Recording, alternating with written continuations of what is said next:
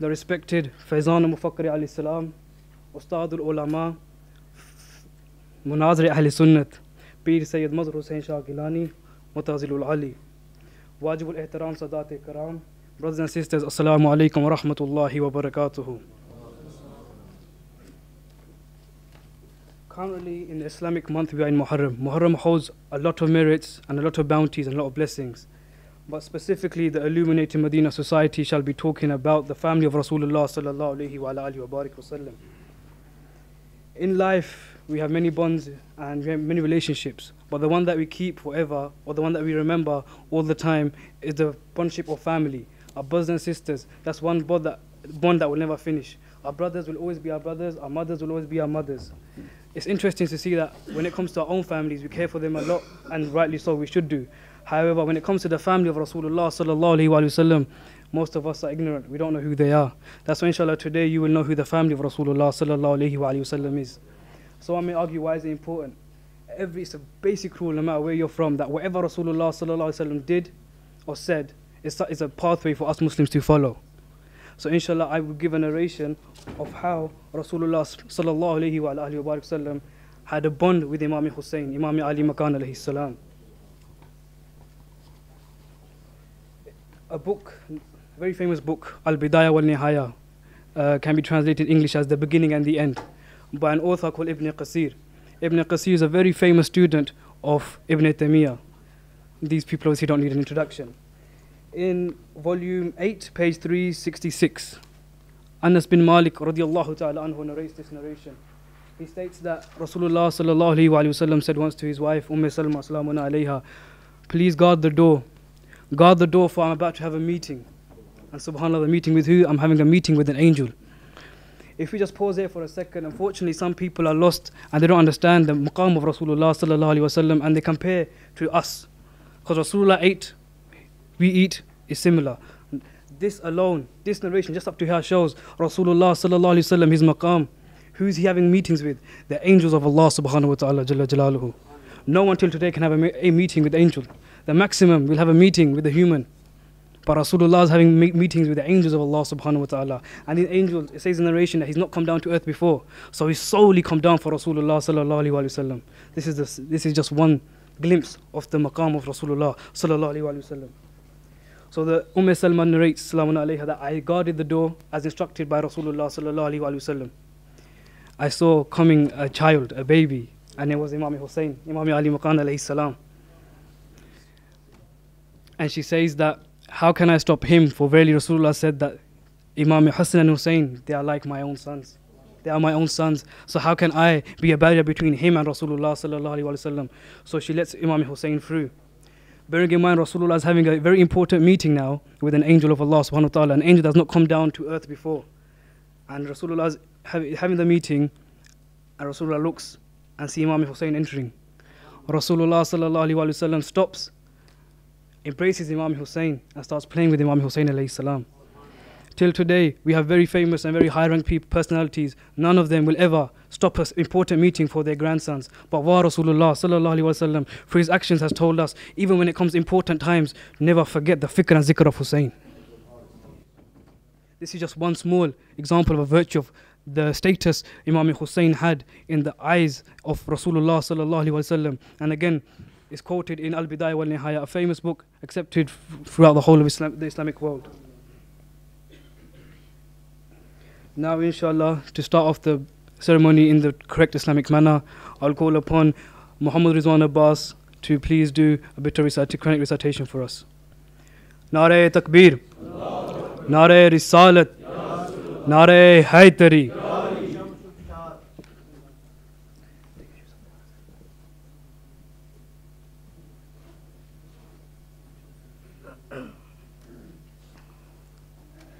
أعوذ بالله من الشيطان الرجيم بسم الله الرحمن الرحيم تبارك الذي بيده الملك وهو على كل شيء قدير الذي خلق الموت والحياة ليبلوكم أيكم أحسن عملا وهو العزيز الغفور.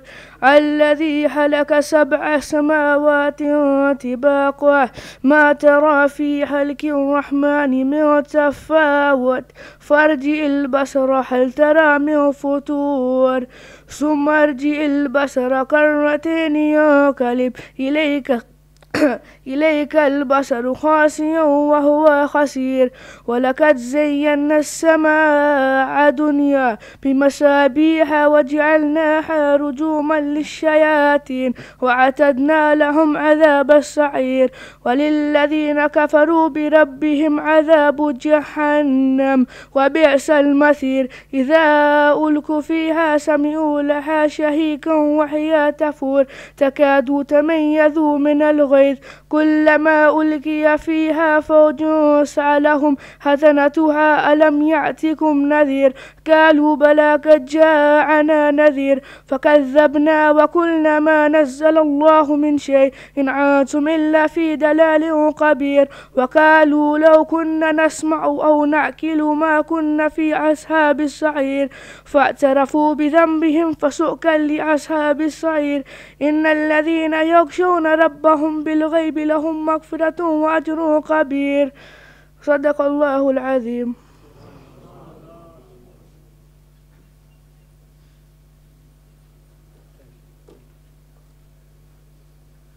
Subhanallah, inshallah, may Allah make him a full Hafiz Quran, give him the voice of Imam Ali Akbar alayhi salam, and give him the passion for Islam like Qasim ibn Hassan alayhi salam. A Sahabi Rasul named Aswad radiallahu ta'ala an. He came into the barga of Rasulullah sallallahu alayhi wasallam. Subhanallah, how lucky the companions were. They could just walk to Rasulullah sallallahu alayhi wasallam. For them, meeting Rasulullah was very easy. He walks and he says, Ya Rasulullah sallallahu alayhi wasallam, I have created poetry and praise for yourself and for the Almighty Allah subhanahu wa ta'ala. May I please have permission to recite it? And Rasulullah said, by all recite it, but first do the praise of Allah subhanahu wa ta'ala, and thereafter do my praise. This in itself shows that Rasulullah was never against his own praise. As long as you praise Allah first, Rasulullah is happy with you to praise him. So Nati Rasul Maqbool is permissible and jais. Just for reference purposes, this was in Bukhari, and Bukhari, he wrote a book called Al-Adab Al-Mufrad, volume 1, page 126. And if anyone wants the reference again, they can meet me after the lecture. Now to call upon to do Nati Rasul Maqbool sallallahu alayhi wa sallam, I call brother Sahib Qadri.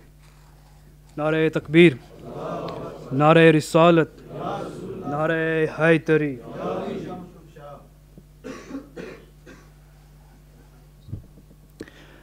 Dear respected and beloved teacher Mazhar Shah Sahab, and from Illuminated Madina Society, dear brothers and sisters, Assalamu alaikum wa rahmatullahi wa barakatuh. Sallallahu alayka ya Rasul Allah, wa sallam alayka ya Habib Allah, sallallahu alayka ya Rasul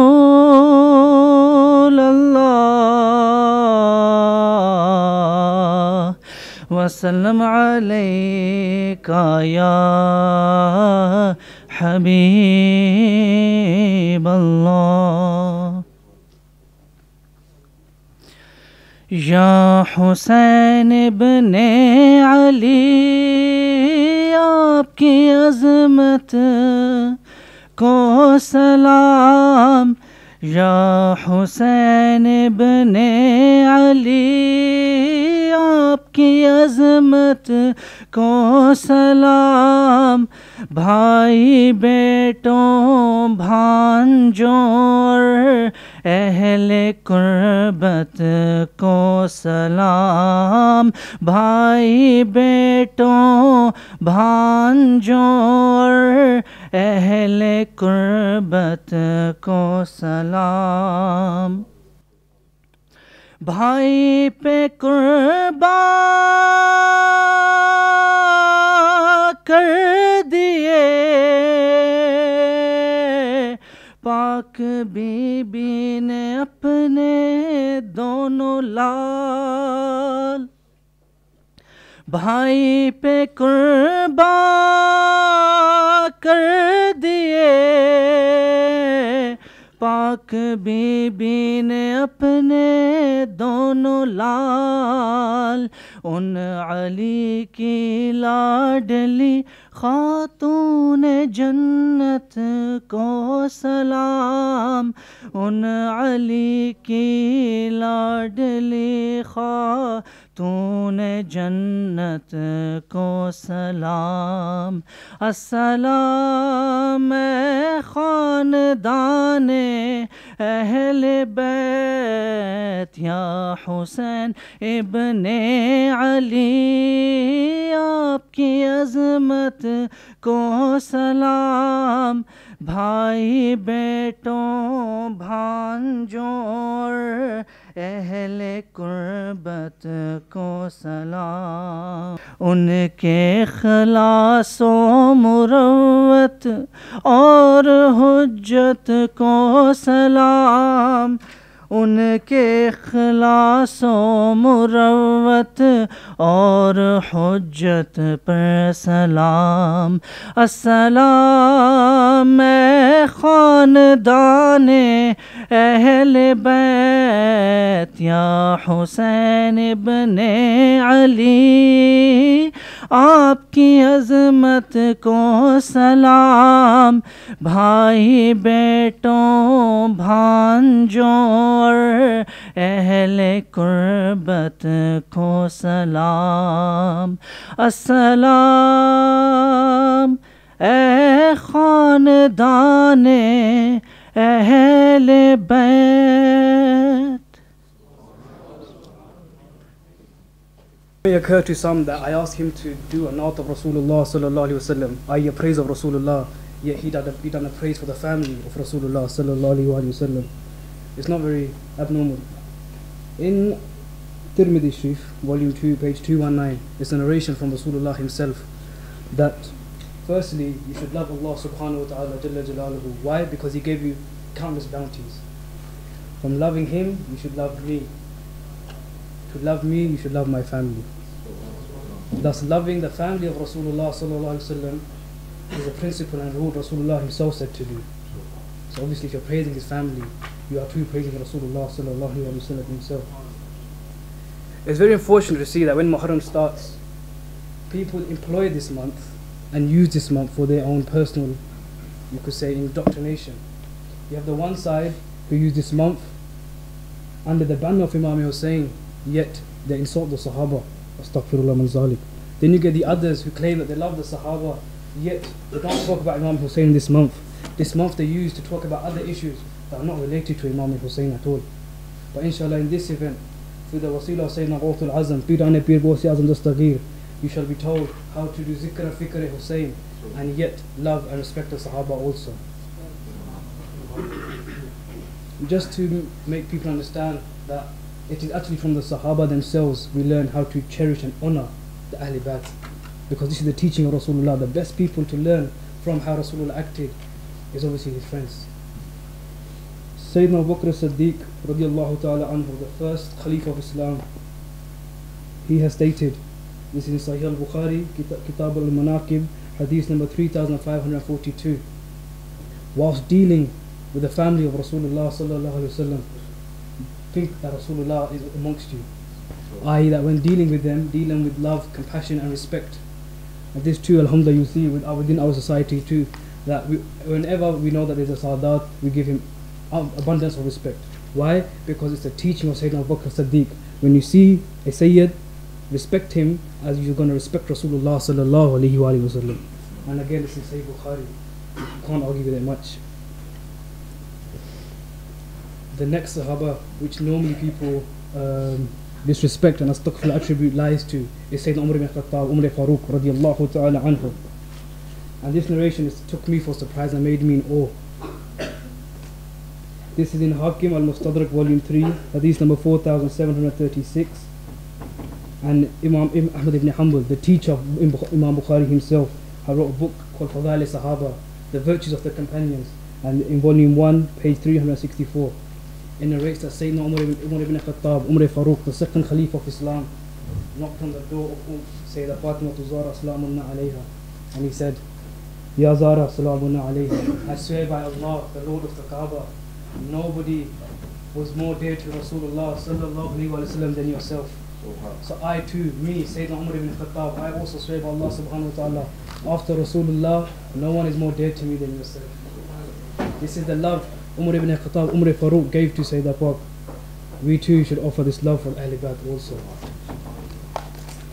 Unfortunately, when the name Ahl Bayt is mentioned, the names are accepted amongst the people, but people don't understand who and what the Ahl Bayt consists of. Therefore, we as a society thought who better to learn this from than the Ahl Bayt themselves. So without further ado, I call onto the stage our respected Sheikh, the Faizan of Mufakr Islam, the son of P. Sayyid Sabir Hussain Shah, P. Sayyid Mother Hussain Shah Gilani.